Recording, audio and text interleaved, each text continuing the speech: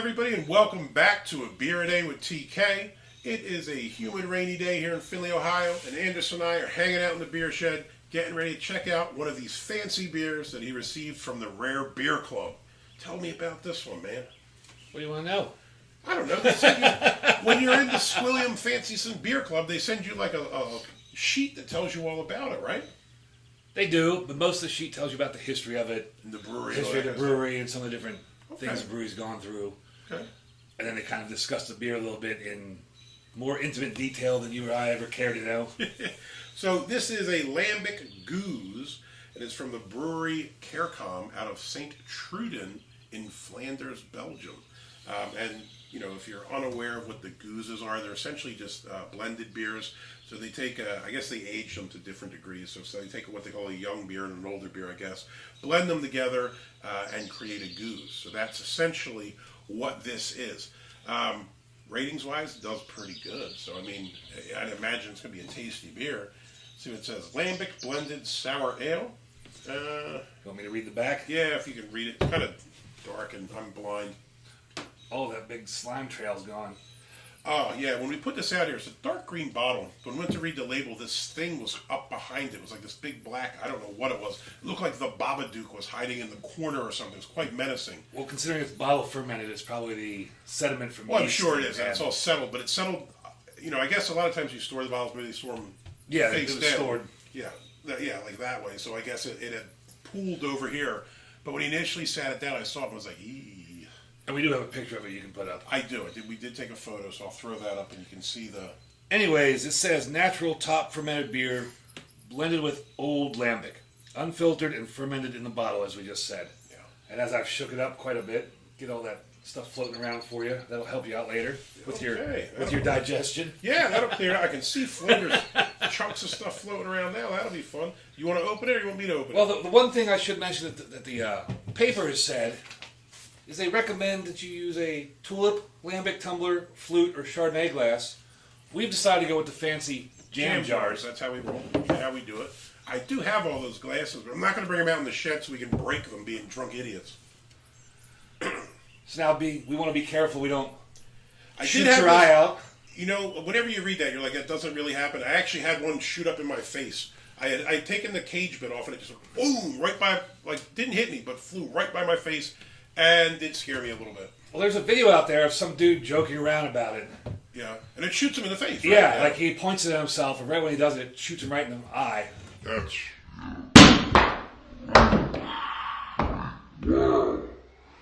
Oh, gun smoke. So, we just killed somebody with that cork flying out of here. Hey, guess what? When you shake a bottle up a bunch, This is what happens. you get A bottle conditioned beer. Oh. I would say that this might be the leader for Knobhead Pour of the Year. That looks like absolute shit. Let's hope this one comes out a little To be better. fair, it was overflowing. I quickly tried to dump it in the glass to minimize the mess on your desk. It's here. overflowing because you shook it all around, dude, like a Polaroid picture here, brother. You gotta get that sediment all and that yeast all in there to add to the flavors. Yeah, that's only just clean out your intestines, man. I mean, that's why they tell you to roll all those bottles and cans when you get the fruit ones. Look, mine actually poured very similar after initially pouring nicely.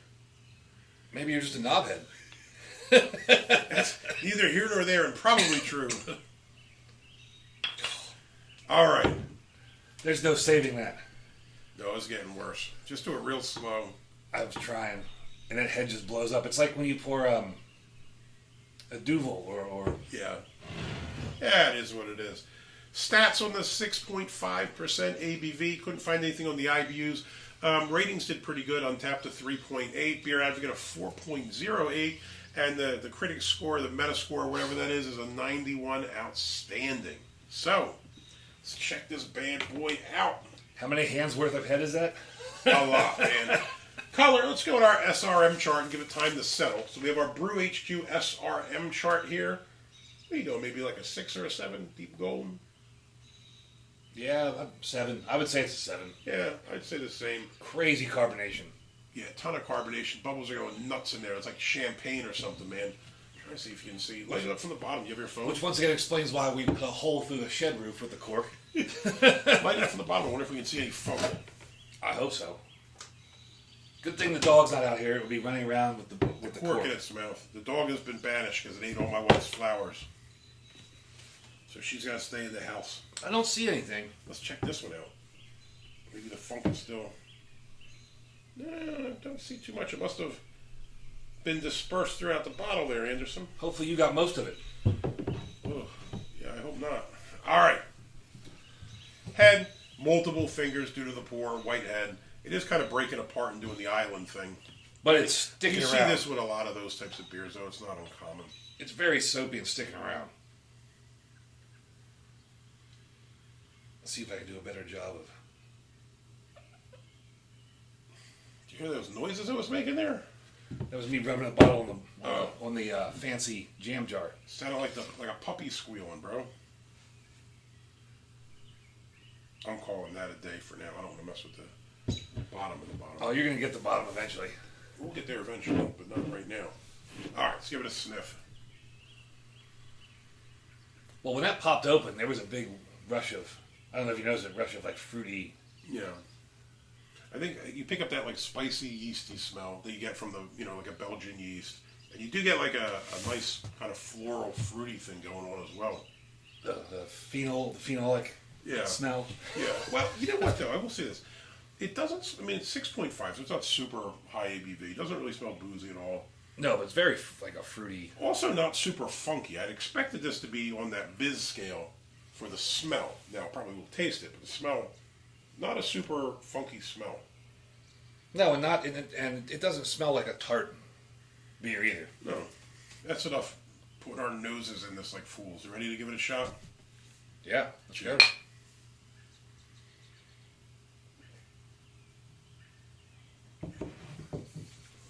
Body? That is very carbonated. What do you think about the body? That is fizzy. That's all I'm getting is Just like... fizziness? But like it's like on your carbonation. lips. You can feel the carbonation. It's almost soda-like in that regard. It's more than soda-like. It's highly carbonated. That's Yeah. about all it is to me right now. Body is kind of medium light, to be honest. Not a heck of a lot going on in that regard. It's probably on the lighter side of medium for body for me. It's like heavily carbonated water. I am a fan of carbonated. I do drink the San Pellegrino and those kind of things. And Sparkling waters.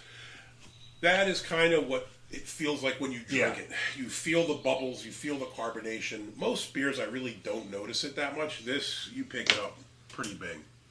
Yeah, but like I said, it's like one of the heavily carbonated sparkling waters. Now, as to the taste, I had expected this to be a lot more funky. So did I. I thought this was going to get a Biz Marquee, and it doesn't. It's not. No. There's a slight tartness to it, but it's more like maybe like a lemony tartness. Like a slight, not even lemonade. It's not even like that. It's just like a light lemony tartness that's there. You know it's there, but it's not on the Biz scale for me. It doesn't go that far. Again, I can't get over the carbonation. To me, I almost have that carbonated taste like from sparkling water. I think lingering in the background. the other thing you pick up, at least I think, it almost has like an apple or pear kind of taste too. You kind of get like a sharpness of an apple. It's like a bit of that, or pear, something along those lines. So you do get the fruitiness. It's almost like a carbonated fruit soda or something. You know what I mean? Yeah, that's a good description of it. I don't know if you've ever had Carbonated pear soda. Well, I was thinking, I don't know. Have you ever had the Mundial? It's that apple soda that I always buy, the Spanish one. Yeah. I don't know why, but in America you really don't see apple flavored sodas that much. But there's a Spanish one if you go where they have like all the Spanish soft drinks or whatever, and they have one. I think it's called Mundial or Mundiat, something. I don't remember what it's called, but it's like an apple soda, and I quite like it. I really enjoy it. Now this doesn't have that sweetness, but it has kind of like that apple bite. You have that carbonation, and that's kind of what it reminds you of. This isn't what I thought it was going to be. No, it's definitely not what I expected at all.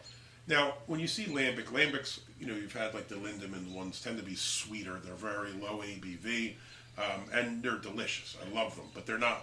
I almost don't consider those Lambics like beers. This Goose, on the other hand, is nice, but very different and not what I was thinking it was going to be, which I think is even, makes it a little bit better for me. I like being surprised by a beer once in a while, right? A lot of times you kind of look at it, you look at the stats, you know the style, and you're like, yeah, I kind of know what this is going to taste like. This one threw me off a little bit. It's definitely a lot more mild than I would have expected. I expected some big, bold flavors of it, and they're not there, but it's in a good way. Mm-hmm. And I think, like Paybork you mentioned earlier, said this is a beer that's also good for aging. Mm-hmm. And maybe some of those flavors come out stronger if you aged it. I believe this was made in 2022, or at least it was only shipped here in 2022. Right, so it hasn't been sitting around for years like that nice Indian beer I had the other day. But as it's right, but as it is a blonde blended with the lambic. Yeah, pretty decent. I like it. I don't know that it's something I would drink all the time, and I don't know what the price point is on this. I imagine it's not a cheap beer, but I do kind of like goozes. Again, not like a regular thing you have all the time. A couple times a year, break something like this out just to show people some of the other stuff that's out there.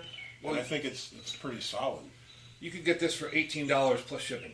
Okay, so $18 a bottle. That's pretty expensive. Well, I mean, maybe not now. Not in the crazy world we live in now where everything is $1 trillion. I mean, $18 for a bomber when we were just talking about $10 cans the other day. And it's imported from...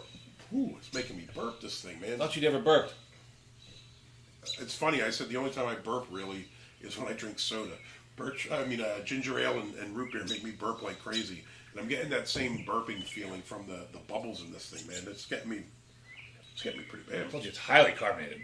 Yeah. But I guess that comes from the bottle fermentation. Yeah. Well, I think I was reading it said it kind of ferments twice because you kind of go through the first process with the older of the beers, and then when you put in the new beer, I guess it doesn't have as much, and when they kind of do their thing together, you get a second fermentation, and it probably produces all this excess carbonation and gas that we're picking up here. It's odd in that regard, man. I do quite like it, though. What do you think? Would you have another one of these? Yeah, I would absolutely have another one of these. I agree. I mean, for me, I think, I don't know if it's Reyes or Royce. I think there was a pitcher for the Dodgers back in the day named Jerry Reyes. So I want to keep saying it that way, but I'm not sure if that's the correct pronunciation. But for me, this would be a thumbs up. I would definitely have another one of these. $18 all in all, not too bad, especially, again, in today's era where we're paying crazy amounts of money for everything. Would I rather pay $18 for an interesting beer from a style you really don't see that frequently, that comes all the way from Flanders and Belgium, or would I rather drink our smoogie fruit of the week for $20? I'd rather drink this, to be honest. I mean, nothing against the smoogie stuff. If you guys dig that, go for it. But it just kind of gets, I don't know, how many times can you drink something that's thick like a milkshake with 74 fruits in it and still think that it's a beer? You know what I mean? Like, it kind of, to me, it ceases to be a beer at some point. We do seem to drink a lot of those and have a lot of those and see a lot of those. So it is nice to change it up and have something different. Yeah, and that's what's cool about this. Again, style you don't see too frequently. So it's kind of a nice, deviation from the other stuff you see on the shelves. And for me, big thumbs up. Yeah, I would also give this a big thumbs up. I mean, this is... I said, even though I was kind of harping on the carbonation originally, which is still very, very prominent there, it's a tasty beer with a lot of light notes in it, and definitely a very drinkable beer. Yeah, especially at 6.5. I know a lot of people, once you get over 5, get a little worried. I don't think it tastes overly boozy or anything at all. I think it's got a nice flavor profile to it, drinkable. I was a little scared when I saw the Babadook creeping in the bottle here, or the ring, or whatever you want to call it. But it broke up inside, and I don't really see major chunks in here. So solid beer for me. Hopefully you liked the video. If you do, give us a thumbs up. Also, if you want to see more videos like this, please hit subscribe. Again, if you have any comments or questions, if you're in the elitist rare beer club, like my friend from the Bilderberg Society here, if you're a member of the Illuminati and you get $18 bottles of beer shipped to you on the reg, tell us what you think of it. Or if you've had something similar, is there a goose we should try? Hey, until next time, cheers.